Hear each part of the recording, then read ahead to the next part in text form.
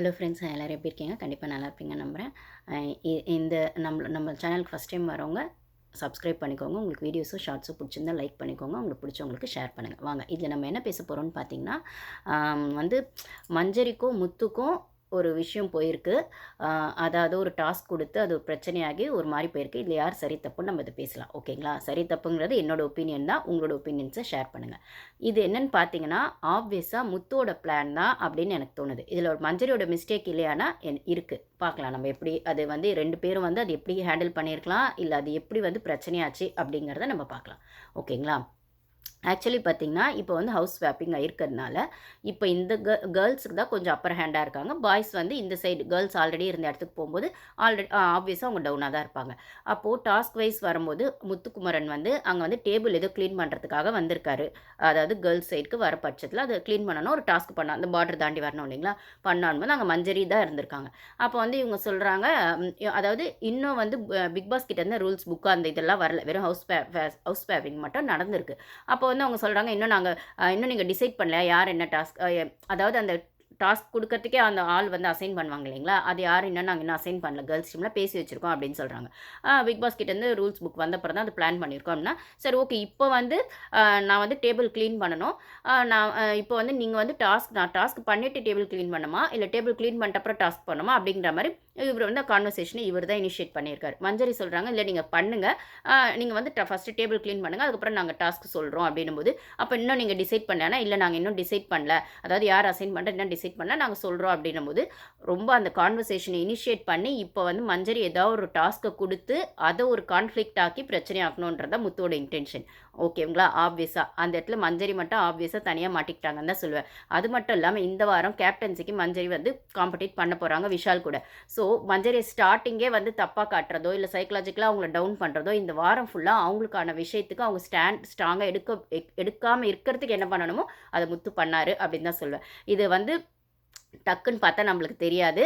அவரோட கேமை வந்து ஃபர்ஸ்ட்லேருந்தே கவனிச்சிருந்தீங்கன்னா, அவர் எந்த அளவுக்கு ட்ரிகர் பண்ணி அவங்கள ரியாக்ட் பண்ண வச்சு அது வந்து இவருக்கு சாதகமா யூஸ் பண்ணிக்குவாரு. அதுவும் இவர் வந்து இவர் மட்டும் தான் அத பண்ணாரா அப்படின்னும்போது, இல்ல. பாய்ஸ் டீமுக்காக முத்து பண்ணாரு. அப்படின்னும்போது மொத்த டீமும் இவருக்கு சப்போர்ட்டும் பண்ணிருவாங்க. அந்த இடத்துல இவரு இண்டிவிஜுவல் கேமும் ஆடிடுவாரு. டீம் பிளேக்கும் சூப்பரா ஆடிருவாரு.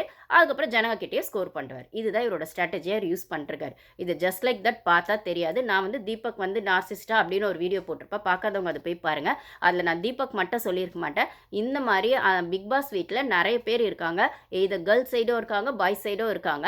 பட் ஆனா இது இந்த சீசன்ல மட்டும் தானான்னா, எல்லா சீசன்லயுமே இருப்பாங்கங்க. ஆனா இந்த மாரி கேரக்டர் கிட்ட நம்ம எப்படி ஹேண்டில் பண்றோம் அப்படிங்கிறது தான் அந்த பிக் பாஸோட அந்த கான்செப்ட்டே. ஓகேங்களா? அங்க இருக்கவங்க எல்லாருமே வந்து எம்பத்தியோட ரொம்பவே வந்து கைண்டா, ரொம்பவே இந்த இன்னசென்ட்டாலாம் இருக்க மாட்டாங்க. அவங்கவங்களோட ஸ்ட்ராட்டஜின்ற பேர்ல அந்த ஸ்ட்ராட்டஜி ஸ்மார்ட்டாவும் இருக்கும், எத்திக்ஸோடவும் இருக்கும், எத்திக்ஸ் இல்லாமயும் இருக்கும், ஃபேராவும் இருக்கும், அன்ஃபேராவும் இருக்கும். ஸோ, ஆஸ் அ ஹியூமன் பீயிங்கா கரெக்ட்டா, பெர்ஃபெக்ட்டா யாருமே இல்ல அப்படிங்கும்போது, அந்த ரேஷியோ வந்து தப்பு, சரி அப்படின்னு கொஞ்சம் அந்த ரேஷியோ டிஃபர் ஆகும்போது, எங்க நெறைய தப்பு இருக்கிறதுக்கான வாய்ப்பா இருக்கிற ஸ்ட்ராட்டஜி யூஸ் பண்றாங்களோ, அவங்கள வந்து இந்த மாரி நார்சிஸ்ட் அப்படிங்கிற வகையில வந்துருவாங்க. அதுக்குன்னு நம்ம 100% எல்லாருமே 100% யாருமே சரி கிடையாதுன்னு நம்ம இத தான் இப்படி சொல்றோம். ஆனா, குறைஞ்சபட்ச நியாயம் அப்படின்னு வர பட்சத்தில, கொஞ்சம் வந்து எத்திக்ஸோட அத யோசிக்கணும் அப்படிங்கிறது தான் இதில விஷயமா வரும். இதில வந்து முத்து பார்த்தீங்கன்னா, வெளியில தெரியாத வகையில பண்றதும் ஒரு ஸ்ட்ராட்டஜி தான். நம்ம என்ன பண்றோம்னு மத்தவங்களுக்கு புரியாது. ஓகேங்களா? அதுவும் ஒரு ஸ்ட்ராட்டஜி தான். இத்தன நாளா பாய்ஸ் டீமோட மூளையாவே செயல்பட்ட முத்து, இப்போ வந்து பாய்ஸ் டீம் வந்து ஸ்வாப் ஆகி கேர்ள்ஸ் சைடுக்கு வர பட்சத்தில, கண்டிப்பா பாய்ஸ் வந்து லோவர் ஹேண்டாவும், கேர்ள்ஸ் வந்து அப்பர் ஹேண்டாவும் இருக்கிற பட்சத்தில, இத ஸ்டார்ட்டிங்கே நம்ம ஆரம்பிச்சு விட்டுட்டோம்னா, கேர்ள்ஸ் நம்மளுக்கு டாஸ்க் குடுக்கவே யோசிப்பாங்க. அப்படியே டாஸ்க் குடுத்தாலும், அத வந்து பாய்ஸ் வந்து ஸ்போர்ட்டிவா எடுத்துக்கிட்டாங்க. கேர்ள்ஸ் தான் டார்ச்சர் பண்ணாங்க. அப்படின்ற வகையில ஜனங்களுக்கு ப்ரொஜெக்ட் பண்ணவும், உள்ள இருக்க கேர்ள்ஸ சைக்காலஜிக்கலா அஃபெக்ட் பண்ணவும், அதாவது இப்ப நம்ம தான் தப்பு பண்ணிட்டோமோ! இவ்ளோ நாள் அவங்க டாஸ்க் குடுக்குறாங்கன்னு நம்ம கத்திக்கிட்டு இருந்தோம். இப்ப நம்ம டாஸ்க் குடுக்கும்போது நம்ம சரியா இல்லையோ! அப்படின்னு கேர்ள்ஸ சைக்காலஜிக்கலா டவுனா ஃபீல் பண்ற வகையில இந்த விஷயத்த கொண்டு போணுங்கிறது தான் முத்துவோட ப்ளே. இத அவரு டைரக்ட்டா பண்ணல, இன்டைரக்ட்டா பண்ணாரு. அவரு மட்டும் தனியா பண்ணல. டீமோட சப்போர்ட்டோட பண்றாரு அப்படிங்கிற மாரியும் ப்ளேம் பண்ணி விட்டுர்றாரு. டீமையும் அதுக்குள்ள கொண்டு வந்துர்றாரு. ஸோ இவரு தனியாலாம் மாட்டிக்கல. டீமையும் உள்ள கொண்டு வர பட்சத்தில, அது டீமுக்காக பண்ணும்போது, அந்த தப்பு சரியாயிடும். தப்பாவே இருந்தாலும் சரியாயிடும். ஓகேங்களா? இதுதான் அவரோட ஸ்ட்ராட்டஜி. இத தான் வந்து மஞ்சரி விஷயத்தில அவர் ஆரம்பிச்சிருக்காரு. அதுவும் ஃபர்ஸ்ட்டு. ஹவுஸ் ஸ்வாப்பிங் ஆகி இனிமேல் டாஸ்க் அது இது நம்மளுக்கு இன்னும் வந்து மண்டே எபிசோட் ஃபுல்லாகவே வரவே இல்லை, 1 எபிசோடு. இது லைவில் போயிட்டு இருந்த விஷயம் தான். ஸோ இங்கேயே அவரோட விளையாட்ட ஆரம்பிச்சிட்டாரு. நேற்றே வீக்கெண்ட் எபிசோடில் பார்த்தீங்கன்னா சேது சார் வந்து அந்த ஹவுஸ் ஸ்வாப்பிங் ஆக போகுது அப்படின்னா அவர் எல்லாருக்குமே பயம் வந்துடும். பாய்ஸ் எல்லாருக்குமே அள்ளு கிளம்பிடும், அவங்க ஃபேஸில் தெரிஞ்சிடும். அப்போ வந்து ஸ்மார்ட்டாக அந்த அந்த பயத்தை தெரியாத வகையில் முத்து சொல்லுவாங்க, என்னென்ன மாதிரிலாம் கிரிஞ்சு டாஸ்க் கொடுக்க போகிறாங்களோ அதை யோசிச்சதா அப்படின்னு சொல்லும்போது அவங்க கிரிஞ்சு டாஸ்க் கொடுக்குறாங்க, கஷ்டமான டாஸ்க் கொடுக்குறாங்க. ஆனால் அவங்க டாஸ்க்கு கொடுக்கணுமா பாய்ஸ்க்கு அப்படின்ற லெவலில் அவங்கள யோசிக்க வச்சு அவரோட பிளேவை அவர் ஸ்டார்ட் பண்ணிட்டார். இதில் ஃபஸ்ட்டு மாட்டிக்கிட்டது மஞ்சரின்னு தான் சொல்லுவேன். ஓகேங்களா? இப்போ இந்த கான்வர்சேஷன் போகிற பட்சத்தில் மஞ்சரிக்கு வந்து சரி ஓகே இப்போ டாஸ்க்கு அப்படின்னும் போது இவர் வந்து டெய்லி எக்ஸசைஸ் பண்ணுவார் போல இருக்கு. முத்து அந்த வீட்டில் எக்ஸசைஸ் பண்ணுற பட்சத்தில் அவங்க என்ன சொல்கிறாங்கன்னா, சரி ஓகே அது அந்த என்ன சொல்கிறாங்கன்னா ஜம்பிங் ஜாக்ஸு, அப்புறம் ஹைனஸ்ஸு, மவுண்டைன் கிளைம்பர்ஸு, அதுக்கப்புறம் அப்டமனு, இன்னொன்று வந்து பார்த்திங்கன்னா பர்ஃபி. இல்லை ஏதாவது நான் தப்பாக சொல்லியிருந்தேன் சாரி கைஸ், எனக்கு ஜிம் பற்றி பெருசாக தெரியாது, நான் அவங்க சொன்னது தான் சொல்கிறேன். இதை பண்ணணும் அப்படிங்கிற மாதிரி. இது கவுண்ட் டிஃப்ரென்ஸில் அதாவது கவுண்டிங்கில் வந்து கொஞ்சம் ஜாஸ்தி பண்ணணும் அப்படின்ற மாதிரி. அதாவது 3 செட்டு பண்ணணும், 30 கவுண்ட்ஸ் பண்ணணும் அப்படின்னு சொல்லியிருக்காங்க. இது கண்டிப்பாக கஷ்டமான டாஸ்க் தான். ஆனால் இதை வந்து முத்து என்ன சொல்லியிருக்காருன்னா, இவ்வளோ தான் கொடுப்பீங்களா, உங்ககிட்ட இன்னும் நிறைய எதிர்பார்க்குறேன்னு அவங்கள உசு பேத்தி விட்டுருக்காரு. உனக்கு இவ்வளோ வாயா அப்படிங்கிற மாதிரி மஞ்சரியும் அதில் ட்ரிகர் ஆகிட்டு என்ன சொல்கிறது ட்ரிகர் ஆகிட்டு சரி ஓகே 3 செட்டு வேணால் 5 செட்டு பண்ணிடு அப்படின்னு சொல்லியிருக்காங்க. ஸோ 5 செட்டை 5 எக்ஸசைஸை 30 கவுண்ட்ஸ் பண்ணோன்னா அது எவ்வளோ டிஃபிகல்ட்டான டாஸ்க். அப்படி இருக்கிற பட்சத்தில் 5 செட்டை 5 எக்ஸசைஸை வந்து நீங்கள் 30 கவுண்ட்ஸ் பண்ணால் அது எவ்வளோ கஷ்டமாக. ஆப்வியஸாக ஒரு எக்ஸசைஸ் பண்ணுறவராக கூட இருக்கட்டும்ங்க, கஷ்டம். அது அவருக்கு தெரியாதா? எப்பயுமே வந்து பாய்ஸ் டாஸ்க்கு கொடுக்கும்போது கேர்ள்ஸ் அதாவது பிக் பாஸ் ரூல்ஸே என்ன இருக்குன்னா, இல்லை சேது சார் என்ன சொல்லியிருப்பாங்கன்னா, உங்களுக்கு அது கம்ஃபர்டபுளாக இருந்தால் பண்ணுங்கள், இல்லைனா இல்லைன்னு சொல்லுங்கள், மாற்றி கேட்கலாம், அது உங்களோட ரைட்ஸ் அப்படின்னு சொல்லும்போது இந்த இடத்துல அவங்க ஃபஸ்ட்டு 3 செட்டு தான் சொல்கிறாங்க. அதையும் வந்து ஜாஸ்தி கொடுங்க, உங்கள்கிட்ட வந்து ஜாஸ்தி எதிர்பார்க்குறேன், இவ்வளோ தானா, இவ்வளோதான் அவங்க தெளிவா அப்படின்னு அவங்கள உசுப்பேற்றி விடுறாரு நல்லா. அப்போ வந்து அவங்க அது வந்து நீ இவ்வளோ வாய் பேசுவேன்னு அவங்களும் அதை ஜாஸ்தி கொடுத்துட்றாங்க. இப்போ இது கண்டிப்பாக ஜாஸ்தி பண்ணுறது கஷ்டம். நாங்கள் தீபக் யாரோ கூட இருக்காங்க, அவங்க இத்தனைக்கும் அது கார்டன் ஏரியாவில் போய் தான் பண்ண போகிறாங்க. அப்போ எல்லாரும் தான் பார்ப்பாங்க. ஓகேங்களா? அப்போ தீபக்லாம் சரி அதெல்லாம் கஷ்டம்டா, அவ்வளோ நேரம்லாம் பண்ண நீ டயர்ட் ஆகிடுவா அப்படிலாம் சொல்லும்போது அவங்க கொடுத்துட்டாங்கல்ல, அதனால் பண்ணோங்கிற மாதிரி இவர் ஓகேண்ணா பார்த்துக்கலான்னு இவர் பண்ண ஆரம்பிச்சிடுறாரு. ஓகேங்களா? இப்போ இவருக்கு டாஸ்க் கொடுத்துட்டு மஞ்சரி என்ன பண்ணுறாங்கன்னா, அவங்களுக்கு ரெஸ்ட் ரூம் போக வேண்டியதாக இருக்குது. ஸோ இது மார்னிங் அப்படி நடக்கும்போது ரெஸ்ட் ரூம் போகணும் அப்படின்னும் போது சௌந்தர்யா கிட்ட அவங்க சொல்லிடுறாங்க. என்ன சொல்லிடுறாங்கன்னா, நான் வந்து 3 செட் பண்ண சொல்லியிருக்கேன், பட் ஆனால் இது பண்ணுறது கஷ்டம்னு எனக்கு தெரியும், ஒரு செட்டு பண்ணும்போதே நீ ஸ்டாப் பண்ணிவிடு சொல்கிறதா நான் அப்படி சொன்னேன், ஆனால் நீ ஒரு செட் பண்ணும்போது ஸ்டாப் பண்ணிவிடு அப்படின்னு சொல்லிட்டு போயிடுறாங்க. அப்போது இது வந்து முத்துவுக்கும் தெரியும். அதுக்கப்புறம் சௌந்தர்யா வந்து நிற்கிறாங்க. முத்து வந்து சௌந்தர்யோட சூப்பர்விஷனில் தான் பண்ணுறாங்க அப்படின்னும் போது முத்து பண்ணிகிட்டே இருக்கும்போது சௌந்தர்யா சொல்கிறாங்க, இது போதும் முத்து, ஒன்று தான் அவங்க சொன்னாங்க, என்ன வந்து சொல்ல சொன்னாங்க, அவங்க ரெஸ்ட் ரூம் போயிருக்காங்க, அதனால் வந்து ஒன்று பண்ணோன்னே ஸ்டாப் பண்ண சொன்னாங்க, உன்னால் எவ்வளோ முடியுதோ அது ஒரு செட்டு பண்ணும்போது எவ்வளோ முடியுதோ 30 கவுண்ட்ஸில் எவ்வளோ முடியுதோ அது வரைக்கும் பண்ணு அப்படின்ற மாதிரி அவங்க சொன்னேன். இல்லை எனக்கு டாஸ்க் கொடுத்துரு மஞ்சரி தான், மஞ்சரி வந்து சொல்லட்டும், நீங்கள் சொல்ல முடியாது, டாஸ்க் கொடுத்தவங்க தான் சொல்லணும் அப்படிங்கிற பட்சத்தில் அவங்க போகும்போதே இவங்க சொல்லியிருக்கலாம். அவர் வந்து நீங்கள் இருந்தால் நான் சூப்பர்விஷன் நீங்கள் பண்ணும்போது நான் பண்ண மாட்டேன், அவங்க வந்த அப்புறம் பண்ணுறேன், இல்லைன்னா அவங்க என்ன சொல்கிறது அவங்க முன்னாடி பண்ணுறேன் அப்படின்னு சொல்லியிருக்கலாம். அதெல்லாம் எதுவுமே அவர் டிஃபெண்ட் பண்ணல. அவங்க கொடுக்கும்போது அது கஷ்டமான டாஸ்க்கு என்னால் பண்ண முடியாதுன்னு டிஃபெண்ட் பண்ணியிருக்கலாம். அதுவும் சொல்லலை.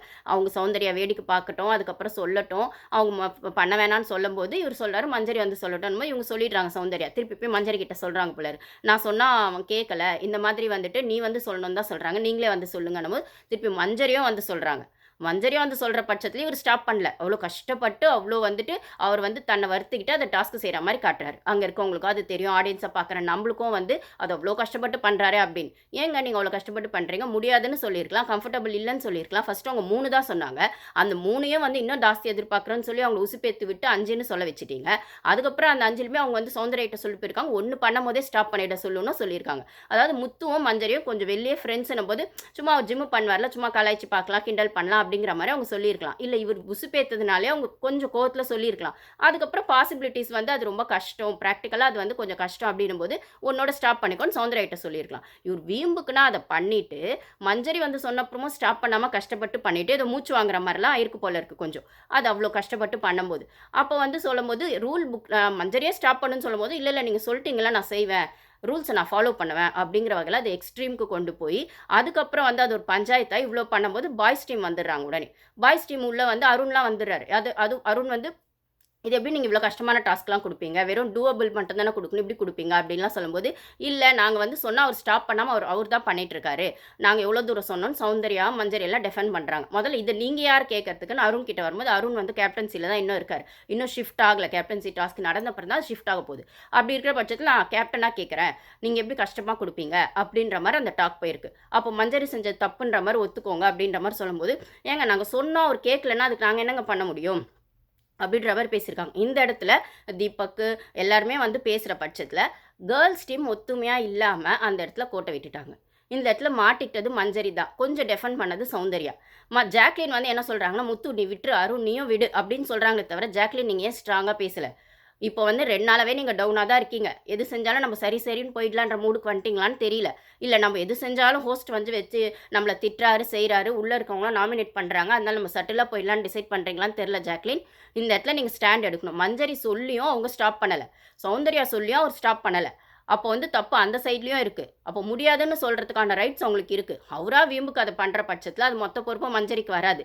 ஓகே மஞ்சரி ட்ரிகரே இருந்தது தப்பு தான். அவங்க வந்து அ இவர் இந்த ப்ளே தான் பண்றாருன்னு புரியாம அவங்க ட்ரிகர் ஆயிட்டு சொல்ட்டாங்க. அத இவரு யூஸ் பண்ணிக்கிட்டாரு.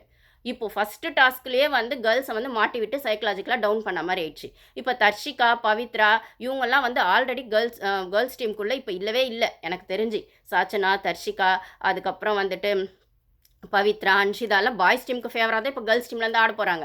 அப்போ மஞ்சரிக்கும், சௌந்தர்யாக்கும் யார் சப்போர்ட் பண்ணுவாங்க? அதுவும் மஞ்சரியா அந்த குரூப்ல இப்ப பெருசா யாருக்குமே இன்ட்ரெஸ்ட்டே வேற இல்ல. அப்போ மஞ்சரிக்கும், ஜாக்லினுக்கும் வேற உள்ள ஒரு கோல்டு வார் போயிட்டு இருக்க பட்சத்தில, மஞ்சரி இதில தொக்கா மாட்டிக்கிட்டாங்கன்னு தான் நான் சொல்லுவேன். ஸோ முத்துவோட ப்ளே இப்படி தான் போக போகுது. இனிமே வந்து டாஸ்க் வந்து இப்ப இதில பார்த்தீங்கன்னா, பாய்ஸ் சொன்னா நாங்க செய்ய முடியாது. நீங்க ஸ்போர்ட்டிவா எடுத்து செய்யணும். ஏன் செய்யல? அப்படின்ற கொஸ்டின பாய்ஸ் வைக்கிற பட்சத்தில, இப்ப கேர்ள்ஸ் சொன்னா பாய்ஸ் செய்ய முடியாதுன்னு சொன்னா, பாய்ஸ் மேல அது வந்துரும். அப்ப நீங்களும் தானே ஸ்போர்ட்டிவா இல்ல, பாய்ஸும் தானே அத செய்யல அப்படின்னு சொல்ற பட்சத்தில, இவங்க வந்து முடியாதுன்னு சொன்னாலோ, இல்ல கஷ்டமா இருக்குன்னு சொன்னாலோ, இவங்க ஸ்போர்ட்டிவா இல்லன்னு ஒண்ணு ஜனங்க கிட்ட ப்ரொஜெக்ட் ஆயிடும். அதனால முடியாதுன்னும் சொல்லாம, அத வந்து என்ன சொல்றது? நீங்க கஷ்டமா தான் குடுக்குறீங்க. ஆனாலும் நாங்க செய்யுறோம். அப்போ வந்து எங்கள விட நீங்க தான் டாஸ்க்ன்னு இப்போ உங்ககிட்ட பவர் வரும்போது நீங்க அத மிஸ்யூஸ் பண்றீங்க. அப்படிங்கிற ஆங்கிள்ல கேர்ல்ஸ ப்ரொஜெக்ட் பண்ற மாரி தான் நான் இத பார்க்குறேன். இந்த கேம் இப்ப இது எப்படி போக போகுதுன்னு தெரியல. ஆனா இந்த இடத்துல ஸ்ட்ராங்கா ஸ்டாண்ட் எடுத்தாலும் கேர்ல்ஸ் டீமோட ஒத்துமை ஃபர்ஸ்ட் இருந்தத விடவும் இப்போ வொர்ஸ்ட்டா இருக்க போதோ அப்படிங்கிற மாரி ஒரு ஒரு ஒப்பீனியன் எனக்கு வருது காய்ஸ். கேர்ல்ஸ் டீம் வந்து பவர யூஸ் பண்ண மாட்டாங்களோ சரியா ஒத்துமையா இருந்து கோட்ட விட்டுருவாங்களோ? இப்போ அங்க பவரே இல்லனாலும் பாய்ஸ் ஒத்துமையா இருக்கிறத அவங்க பவரா ஒண்ணு பண்ட்ருக்காங்க. அப்படின்னும்போது இந்த கேம் எப்படி போக போதோ தெரியல. அது மட்டும் இல்லாம இன்னொன்னு என்னன்னு கேட்டீங்கன்னா, இது வந்து சத்யா கிட்டயும் போகும்போது, சத்யா வந்து சத்யாவுக்கும் முத்துக்கும் ஒரு கான்வர்சேஷன் நடக்குது. அதுல வந்து சத்யா சொல்றாரு, "நீ வந்து இது தெரிஞ்சு தானே முத்து பண்ண. வேணான்னு சொன்னா நீ பண்ணாம இருந்திருக்கலாம். இல்ல அவங்க ஸ்டாப் பண்ணும்போது நீ ஸ்டாப் பண்ணியிருக்கலாம். இப்படி பண்ணலன்னா." "இல்லண்ணே நான் பாய்ஸ் டீமுக்காக தான் பண்ணேன்." இப்ப ஸ்டார்ட்டிங்கே நம்ம இத பண்ணிட்டா தான், இன்னிமே அவங்க டாஸ்க் குடுக்கறதுக்கே யோசிப்பாங்க. டாஸ்க் குடுக்கணுமான்னு யோசிப்பாங்க. அப்படி குடுக்குற டாஸ்க்கே எப்படி குடுக்கணும்னு இன்னும் யோசிப்பாங்க. ஸோ இது வந்து ஒரு விதமா சைக்காலஜிக்கலா வந்து என்னமோ ஒரு ப்ளே பண்றதுக்காக தான் முத்து பண்ணியிருக்காரு. அது அவர் இண்டிவிஜுவல் கேம்க்கும் யூஸ் ஆகும். பாய்ஸ் டீமுக்கு ஃபேவரா பண்ணேன்னு அவரேவும் சத்யா கிட்ட ஒத்துக்கிற பட்சத்தில, சத்யாவும் கண்டுபிடிச்சிட்டாரு இவரோட ப்ளே என்னன்னு. ஆனா நம்மளுக்கு இதெல்லாம் எந்த வகையில இதெல்லாம் 1 ஹவர் ஷோல வரும்னு எனக்கு தெரியல. இது 24/7ல போயிருக்கு. இதுல நான் யார் சரி, யார் தப்புங்கிறத விட, ஒவ்வொருத்தரோட ஸ்ட்ராட்டஜி, ஒவ்வொருத்தரோட ப்ளே, ஒவ்வொருத்தரோட இன்டென்ஷன் அப்படிங்கிறத புரிஞ்சுகிட்டு வோட் பண்ணுங்க காய்ஸ். புரிஞ்சுகிட்டு இந்த கேம பார்க்குறவங்களுக்கு கொஞ்சமாவது எது வந்து நியூட்ரலான ஒப்பீனியன்னு புரியும். பிளைண்டா பார்த்தோம்னா, நம்மளுக்கு எதுவுமே வந்து பார்க்கறது மட்டும் தான் தெரியும். அது என்ன சொல்றது? பார்க்கறதோ, கேட்கறதோ உண்மை கிடையாது. புரிஞ்சுக்கிறது தான் வந்து சரின்னு சொல்லுவாங்க இல்லைங்களா? கண்ணால் கேட்பதும் பொய், கண்ணால் பார்ப்பதும் பொய், காதால் கேட்பதும் பொய், தீர விசாரிப்பதே மெய்யின்னு சொல்லுவாங்க. இந்த பிக் பாஸ் ஷோவ பொறுத்தவரைக்கும் அது ரொம்பவே பொருந்தும். பார்க்கறதையோ, கேட்கறதையோ வச்சு பண்ண முடியாது. உள்ள ஒரு இன்டென்ஷன் இருக்குன்னா, அது அவங்களோட பிஹேவியர்லேருந்து அவங்கள நம்ம ஃபாலோ பண்ணிட்டு வரும்போது, அது நம்ம பார்த்து புரிஞ்சு பண்ணணும். ஸோ இத நீங்க பார்த்துக்கோங்க கைஸ். யாரெல்லாம் இந்த கேம்ல டாக்ஸிக்கா போக போறாங்களோ எனக்கு தெரியல. இந்த கேம் எப்படி போக போகுதுன்னும் தெரியல. Thank you guys.